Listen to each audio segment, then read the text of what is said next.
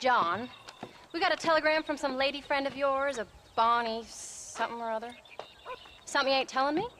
Bonnie McFarland. She's a friend. Saved my life when I went after Bill and nearly got myself killed again. Oh, and now you two's in the habit of sending each other letters. How very nice. It weren't nothing like that. What's it say? I don't know. I can't... Well, you know I can't read. Give it here. You read that thing out loud? I ain't hiding nothing. Dear Mr. Marston, stop. Need corn sacks. Stop. Emergency. Stop. Weevils and moths ate entire county supply. Stop. Can you help? Not exactly the most romantic request now, is it? I guess not. She saved your life, you say? Yes, ma'am. Well, then you're gonna have to help her and her family out. We've got a plentiful supply of corn sacks over near the silo. About the one thing Uncle didn't manage to have stolen while we was gone. Okay. Hurry back, John. And John, what's she like? You know. A little bit like you, I guess. She's a woman in a man's world.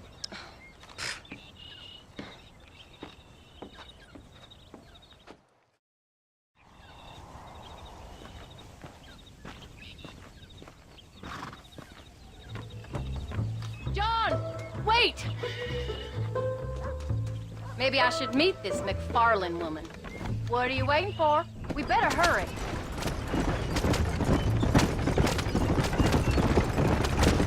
I don't think I can let you go off again without me.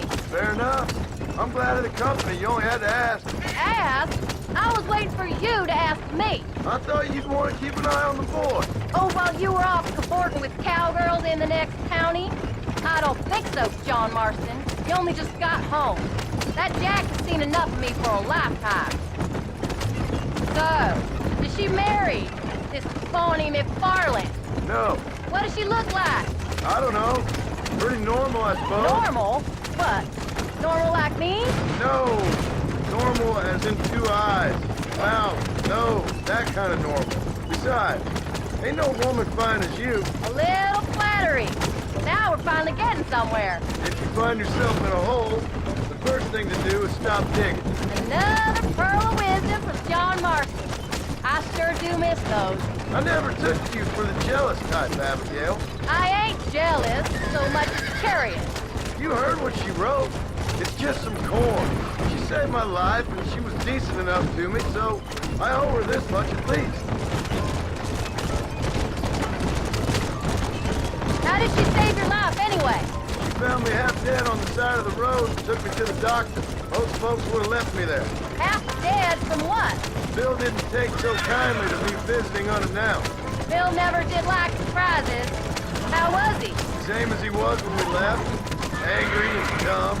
Taking his revenge out on the world. People down there was really scared of him. Of Bill? You gotta be kidding me. He was only frightening if he was afraid of dumb fools. Bill weren't so bad, but when Dutch went crazy, Bill took it hard. For a while, we all thought we'd found something right. A better way to live, but it was just a lie. So you saw before they did. Maybe. But there was still kind of a family. A family that left you for dead. You knew the truth, John, and they hated you for it. Where did they take you? Who? Those government bastards. Where did they hold you and Jack? I ain't sure. They kept their eyes covered there and back. Can't have been too far from here, though. They treat you right? It ain't the first time I've had a gun to my head, John. You're forgetting your marriage proposal. Very fun. No, they learned pretty quick what would happen if they laid a finger on me.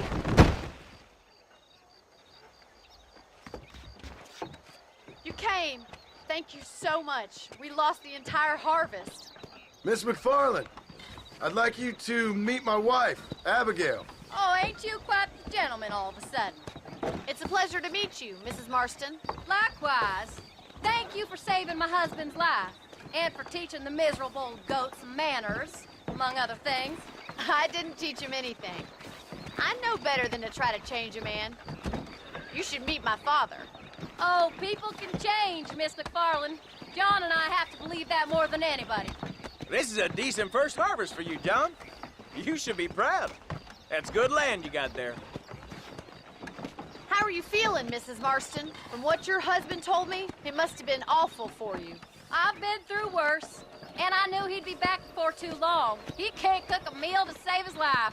Abigail, in my darkest hours, when I was most homesick, just the thought of one of your rat meat stews kept me pushing forward. Well, about as amusing as a weeping saddle sore, ain't he, Miss McFarland? If you're gonna start yammering about women's work, John, I'd say you might be in the wrong company. I'd say so, too. I never felt so outnumbered.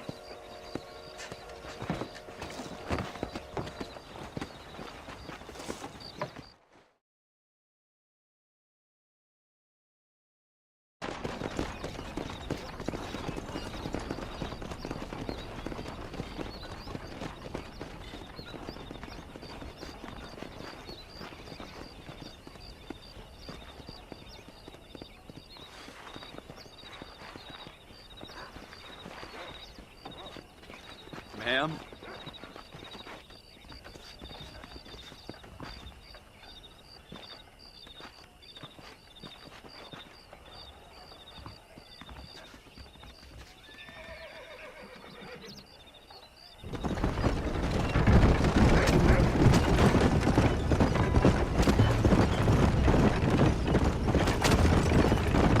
So that was the famous Bonnie. That was her, all right. She's pretty. She's normal, like I said. Well, you always wanted to be a rancher. I'd have thought she'd be just your thing. The perfect rancher's wife, if I ever saw one. I already got a rancher's wife. I'm only teasing. I like her, and I'm glad she saved your life. Most of the time, anyways. The McFarlands are good people. She did blush redder than a shepherd's sunset when she saw you, though. I have that effect on women. You've clearly had one too many blows to the head. You ain't wrong about that, Mrs. Marston. That's quite a ranch they got there. That'll be us someday. As soon as we get back on our feet. I don't know, John. How many times can we start again? An outlaw and a working girl. We ain't exactly farmers. We are now. Forget that life. It's over. Do you really believe that? We have to. It's the only way we'll ever have a future. The life we led, that doesn't go away. It's never over. You think those government men are just gonna leave us alone now? The old gang's dead. I did what they asked. And that's it? A life of crime forgiven? We're back together, ain't we? Until they decide you owe them something else. Sometimes I think I was the stupid one for believing I could get out. It's a pleasant ride and all, but I'd like to get back sometime today. Maybe Dutch, Bill, and Javier were just being honest with themselves. You ain't perfect, John, and I sure ain't. But you're better than they are, than they were.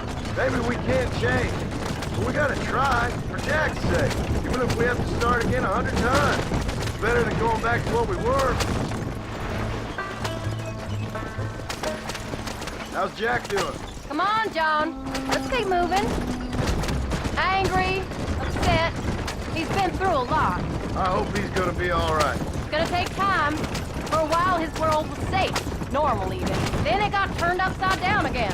He ain't saying much about it. I've tried to talk to him, but how do you explain any of it? What do you say when he asks about Uncle Bill and Uncle Dutch? They were his family when he was a little boy. He hides away in those books of his. Wouldn't you? It ain't like the real world's done him many favors. He's just been kidnapped. He grew up with the gang. That's no life for a boy. We did our best to protect him. Come on, John. He saw things no boy should see. Well, now we got a chance to make it right.